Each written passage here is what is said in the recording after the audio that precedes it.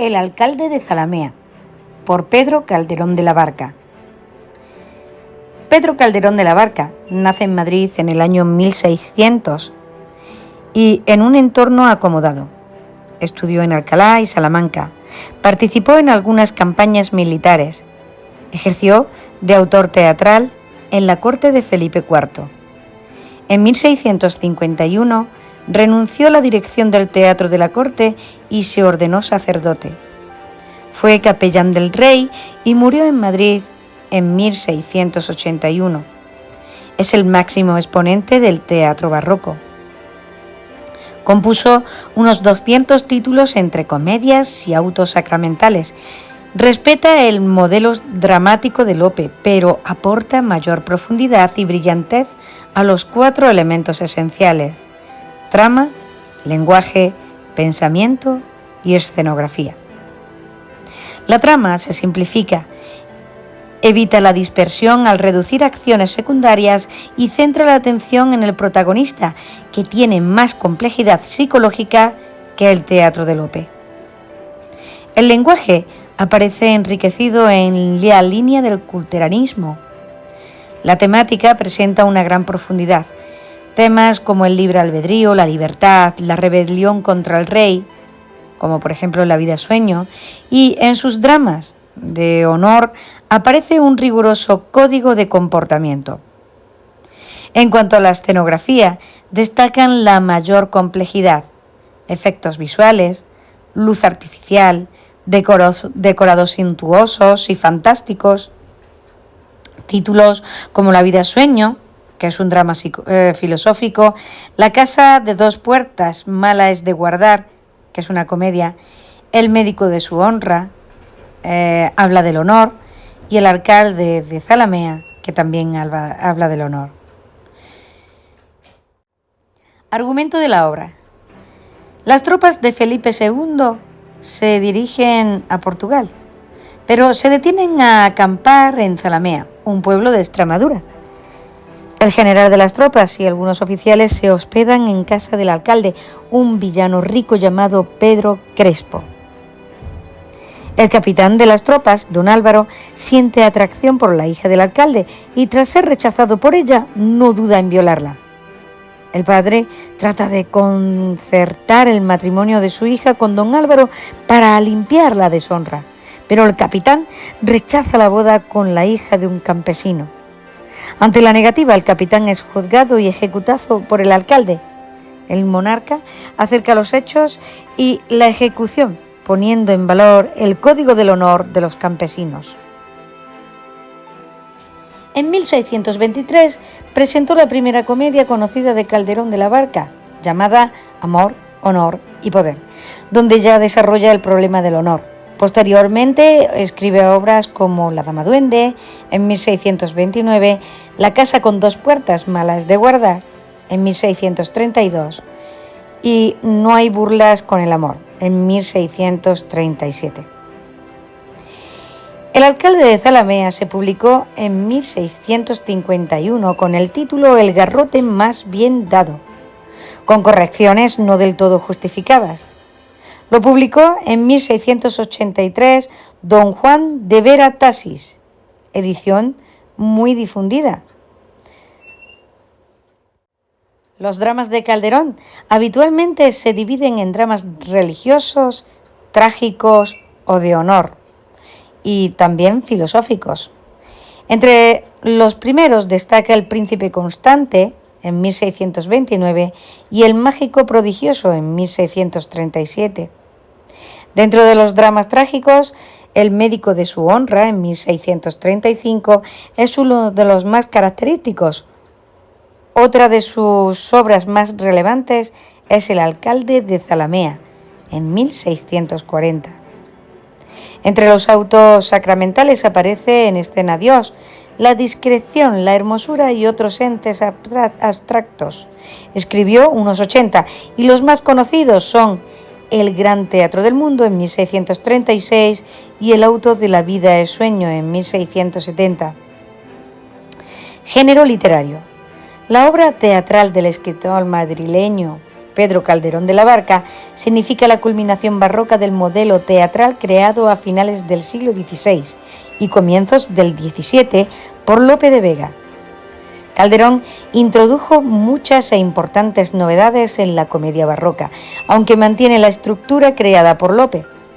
Calderón profundiza en los temas y en los personajes, construyendo unos dramas más filosóficos y densos. En el teatro de Calderón desaparecen o pierden importancia las acciones y personajes secundarios, pero la gran innovación está constituida por la importancia de Calderón, que le concedió a la escenografía. Esto explica el carácter cortesano de sus obras. El garrote más bien dado, o como posteriormente pasó a llamarse el alcalde de Zalamea, pertenece a los dramas llamados trágicos o de honor. Se atiende a la estructura de las comedias en lo que se refiere a la intriga amorosa, aunque el complejo concepto de honor, ultrajado primero y reparado después, desempeña un papel más importante e implica un desenlace trágico y sangriento. En esta obra, Calderón da una lección de maestría al escribirlo, deslumbrando a sus rivales y ganándose el respeto de los mismos. Sigue en el teatro la defensa de los derechos de los villanos o campesinos que Lope había iniciado, para que su dignidad resalte frente a la de muchos hidalgos. En esta obra son llamativos los paralelismos que son producidos por la actuación de distintos personajes en situaciones semejantes. Contenido: un grupo de soldados que lleva ya muchos días sin descansar y pasa por Zalamea, municipio de la provincia de Badajoz, donde se quedan a descansar unos días de camino a Portugal. El sargento hace el reparto de las casas y para el capitán elige la de un villano rico que tiene una hija muy bella, Isabel. El capitán opina que una villana siempre será una villana y que por lo tanto no le interesa, pero se hospeda en la casa del villano Pedro Crespo. Cuando el capitán se va a alojar a la casa de Pedro, ve que el villano ha escondido a su hija Isabel. El capitán, atraído porque Isabel se ha escondido, finge una pelea de Rebolledo, un soldado gracioso, y con este engaño entra en la habitación donde estaba escondida Isabel y su prima Inés. El capitán rápidamente se enamora de Isabel. Pedro y su hijo Juan se percatan de que el capitán ha entrado en la habitación a propósito y empieza la discusión. Entretanto llega don Lope, el general, y al saber el motivo de la discusión decide que en vez de ser el capitán quien se hospede allí, será él. Durante su estancia, don Lope hace muy buenas migas con Pedro Crespo y con su familia, consiguiendo que éste le entregue a su hijo Juan para que se aliste en el ejército. Como consecuencia de posteriores altercados, don Lope ordena a los soldados que se marchen del pueblo. Esa noche, cuando todos pensaban que la compañía se encontraba ya lejos de Zalamea, el capitán, ayudado por los soldados, rapta a Isabel y se la lleva a la montaña donde la viola. Allí se encuentra a Juan, que hiere al capitán. Para detener a Pedro, lo atan a un árbol, donde lo encuentra su hija al amanecer. Después, en el pueblo, el capitán se cura de las heridas y es sometido a un juicio por el recién alcalde de Zalamea, Pedro Crespo. En este momento se abre un debate entre don Lope y el alcalde sobre la jerarquía jurídica que debían de seguir a la hora de juzgar a un capitán. Pedro opina que el capitán tiene que ser ejecutado. Al poco rato llega el rey, se interesa por el caso y dictamina que ha sido una ejecución totalmente justa y convierte a Pedro en alcalde de perpetuo. Este internará a su hija en un convento. Temas principales: el honor. En el alcalde de Zalamea se cuestiona el honor desde dos puntos diferentes de vista. El primero desde el de don Lope, que considera que este es un honor llamado vertical, en el que lo más importante es el rango que tiene la persona. Por el contrario, Pedro Crespo afirma que el honor es algo de lo cual cada español es responsable y que no está de modo jerarquizado.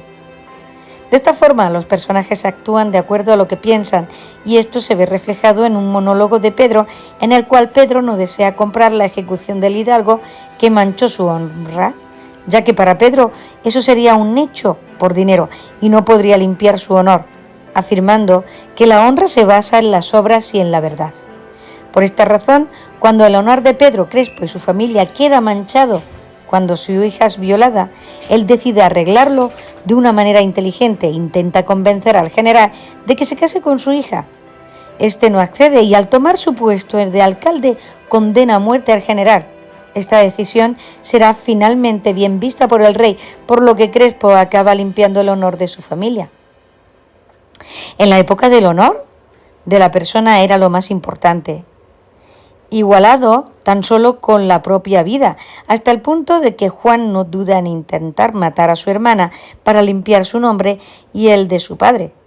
Pedro, en el momento en el que se ve su honra manchada, hace todo lo posible por recuperarla.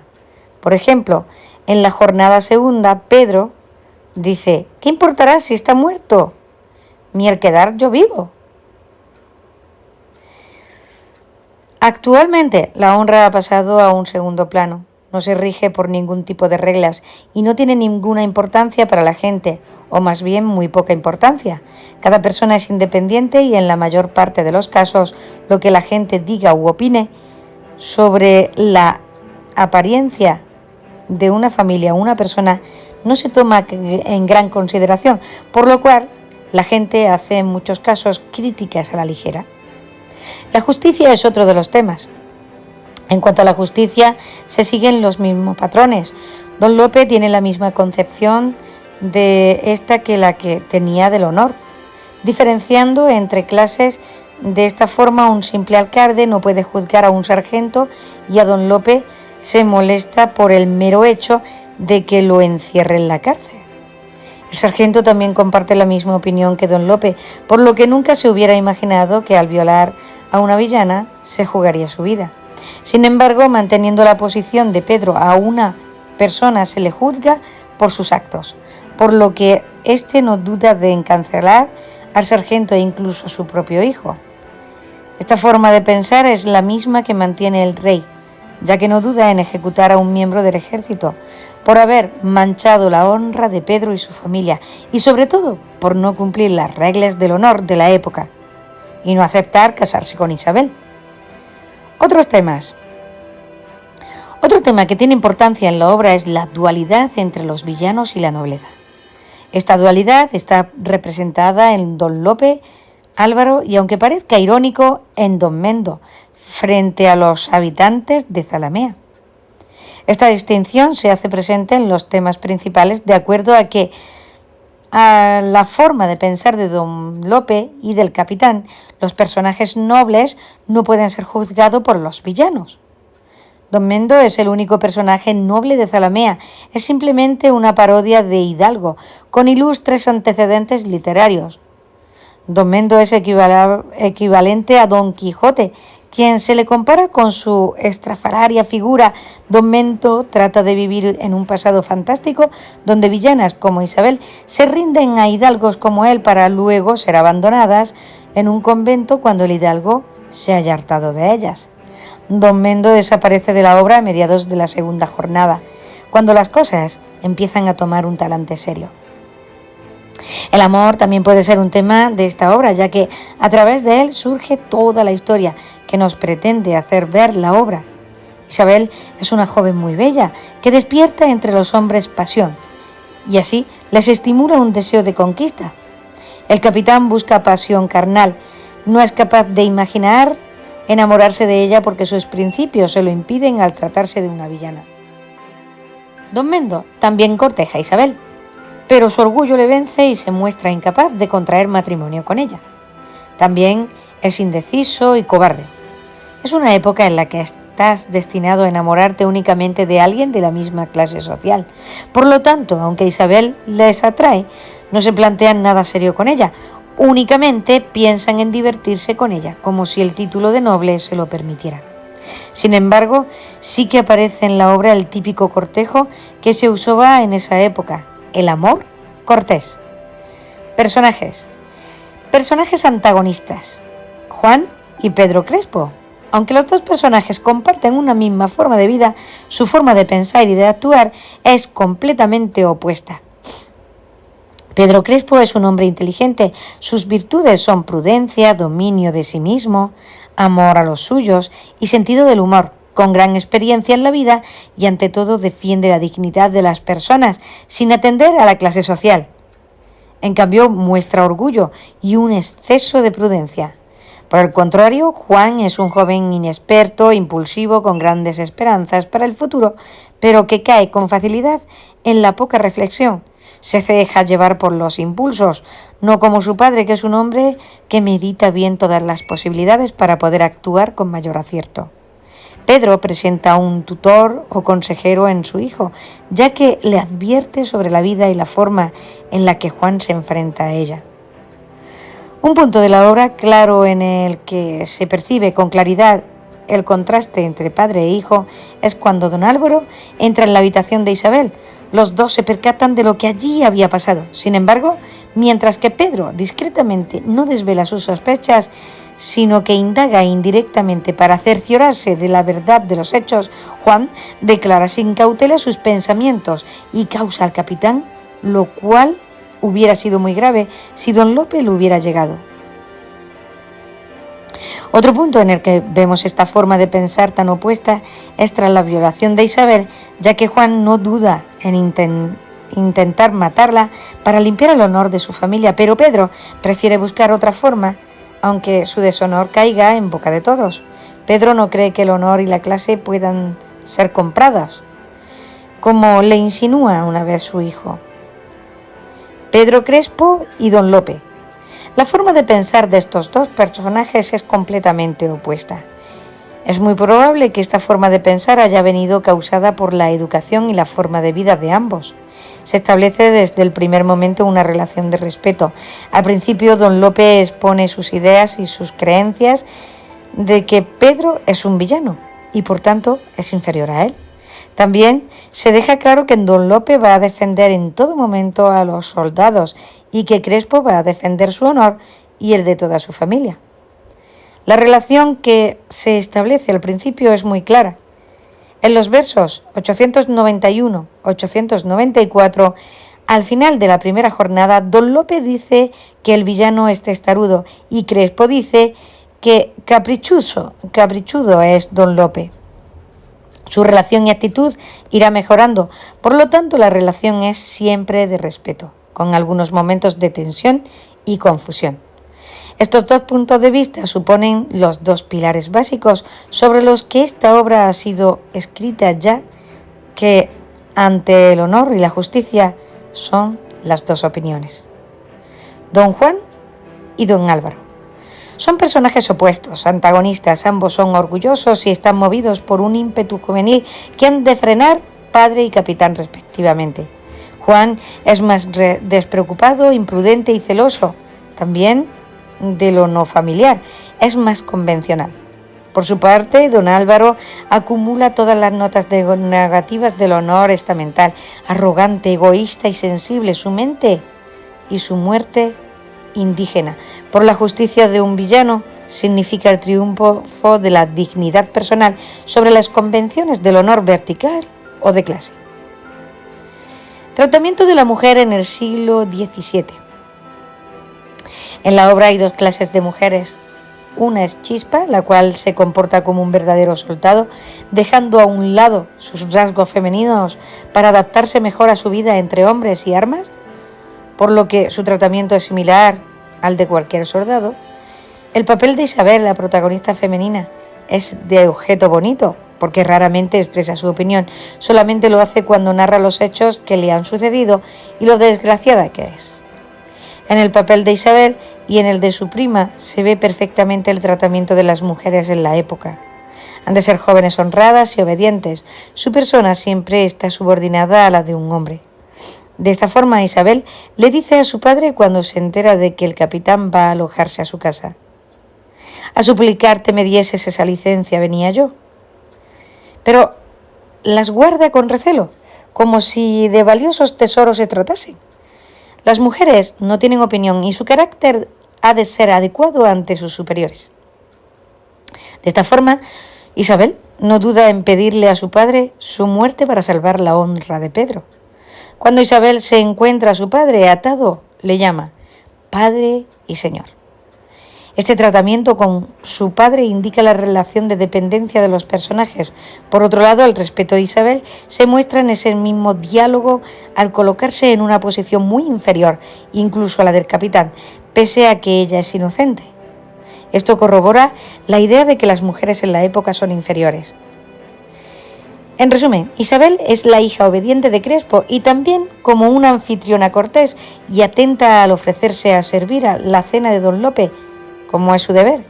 En esta época las mujeres son inferiores, sin embargo Felipe II es representado de forma complaciente con las mujeres, puesto que incluso redacta un severo edicto para que él intente sobrepasarse o hacer daño a las mujeres. Personajes arquetipo. Felipe II. En la obra, el rey tiene un papel muy próximo al de Dios, ya que aparece en el momento oportuno para que se haga justicia. La figura del rey es muy autoritaria y perfecta, pues reconoce los méritos de Crespo y lo nombra alcalde perpetuo. Todos los personajes admiten al rey como fuente de justicia y raciocinio. Supone el orden y por tanto un modelo a seguir. Pedro Crespo.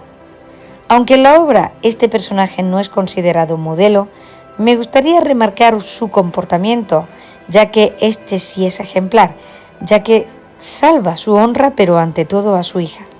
Y por otro lado es justo en cuanto a su pensamiento y forma de actuar, poniendo a todos por igual. Estructura externa. La obra está dividida en 3 jornadas, de las cuales la jornada primera y tercera duran un día y la segunda jornada abarca 2 días. Los momentos críticos suceden en la noche y se asocian en las tinieblas, símbolo de deshonra y de discordia, mientras que la recuperación de honra y armonía se asocia a la luz del día, el avance hacia la noche en la jornada primera, de la noche hacia la luz en la tercera simboliza también la pacífica convivencia del lugar, rota por la tropa y recuperada por su marcha. Crea también la falsa ilusión de que la acción dura un solo día. Estructura interna. Relaciones entre personajes. En la obra hay 2 divisiones de personajes. Por un lado están los habitantes de Zalamea y por otro los soldados. Cuando los soldados llegan al pueblo, don Álvaro distribuye las casas, asignando al capitán la casa de Pedro Crespo, uno de los hombres más ricos del pueblo. Pedro vive en su casa con Juan, su hijo, con afición por la vida en el ejército. Isabel, su hija, la cual es representada como un tesoro para su padre y que finalmente es violada por el capitán, a Isabel siempre le acompaña su prima Inés. Otro personaje del pueblo es don Mendo, un hombre que no tiene un papel muy importante y representa una sátira de la nobleza. Este tiene por criado a un joven llamado Nuño, que junto a Chispa y Rebolledo, 2 soldados a las órdenes del capitán, aportan el toque de humor a la obra. Don Mendo también se enamora de Isabel, al igual que el capitán. Tras los problemas de este capitán y Pedro, don Lope pasa a vivir a la casa de Pedro. Estos se hacen buenos amigos pese a que sus formas de pensar son opuestas. Finalmente, el rey representa la justicia y el modelo acaba resolviendo los problemas que atañen a la obra de Pedro. El rey es presentado como un escribano. Partes en las que se puede dividir la obra. En cuanto a la estructura interna, se pueden hacer varias divisiones. Una correspondería con la estructura externa, en la que el autor divide la obra en 3 jornadas claramente diferenciadas. La primera, que corresponde con el primer día, representa la llegada de los soldados a la villa y su correspondiente hospedaje. Esta división en partes se corresponde con la división general de cualquier texto: presentación, nudo y desenlace. En la presentación aparecen en escena todos los elementos esenciales para el drama. Se desarrollan ya desde el principio los caracteres de los personajes, principalmente el de Pedro Crespo, que ya desde un principio esconde a su hija. También aparecen las intenciones del capitán y se inicia el drama.